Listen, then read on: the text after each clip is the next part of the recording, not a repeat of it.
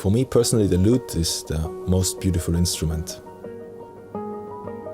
It's a big instrument in the history of European music.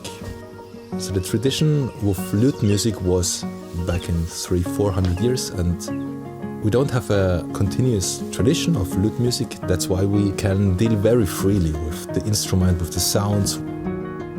There were so many things which were absolutely new, and we discovered them.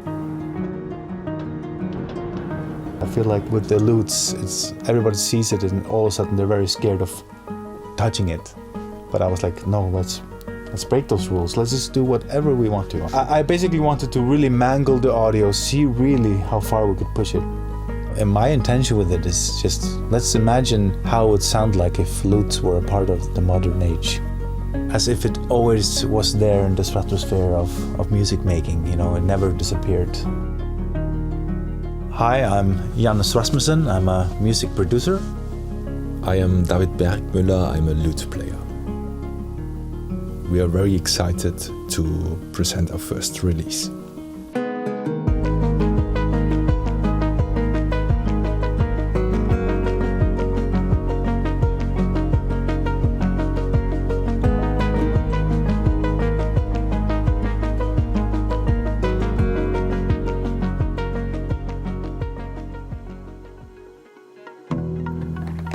So first time we met, David, you just walked into the room and with this huge case that I've never seen before, and you open it up and there's this huge 14-string Thierpo lute, and you play it, and basically the first thing you play is just incredible. It's just, I was straight away super inspired.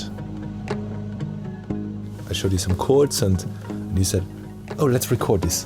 Yeah. Let's record it. I had no idea how to mic this instrument, because there's not a lot of information out there about how to mic a Thierpo.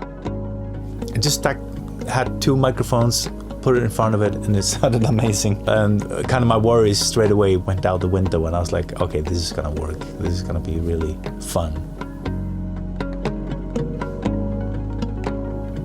And then I needed some percussion, and David, you just turned around the instrument and just slapped the body of the instrument, and then we sampled that and turned it into this kind of percussion. And yeah, that's the first song that we ever made, and it's still one of my favorites. I think it turned out really great.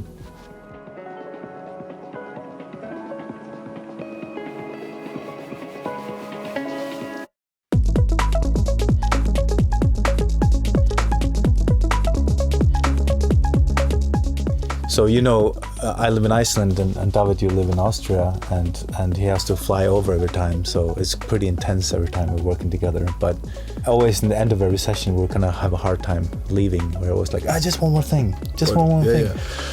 There are no rules to what we do with it. We pitch it down, we mangle it, we pitch shift, we format shift it, we reverse it. It doesn't matter. We're not picky about what we do with the recordings. It's just a kind of a source material in a way. We write it on there, but we're completely free of what we do with it. And that's something we kind of, pretty early on, we were kind of excited about, and was something that we had in common, that we really wanted to just be free with it. We didn't want to be, stuck with any rules. I mean, everybody from us, we bring our musical backgrounds to this project, and you hear it. Everybody has its own language, and we both bring our language, our skills to this project. It was, of course, working because we matched as two musicians. So it wasn't about me as a lute player and Janus as a producer. Probably I could also have brought another instrument, and we still would have ended up making music together. Yeah, the energy and the vibes were there. We just we bonded just as musicians and just over making music, basically. And it transcends which instruments you're really using, even though this instrument is great.